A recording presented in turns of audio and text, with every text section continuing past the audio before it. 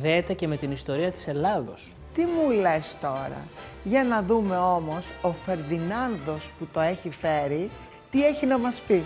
Σε καλωσορίζω. Γεια σας. Τι όνομα είναι αυτό, Φερδινάνδος. Από πού προέρχεται Είναι το όνομα του παππού μου. και πώς προέκυψε και το πήρε ο παππούς σου. Ο νονός εκείνης της εποχής έδινε ιδιαίτερα ονόματα εκείνη την εποχή και το υιοθέτησα κι εγώ. Πολύ καλά Ωραίο έκανες. όνομα, ξεχωριστό.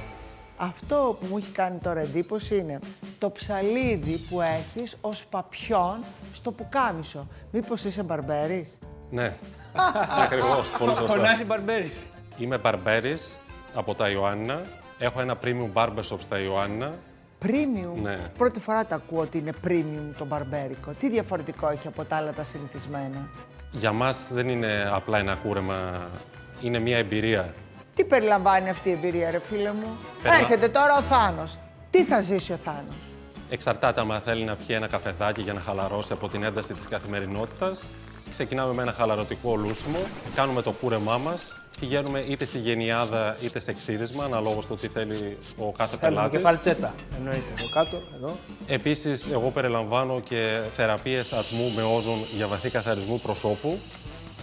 Και παράλληλα υπάρχει και το μασάζ. Κάνω μασάζ στο κεφάλι, στον αυχένα και στην πλάτη.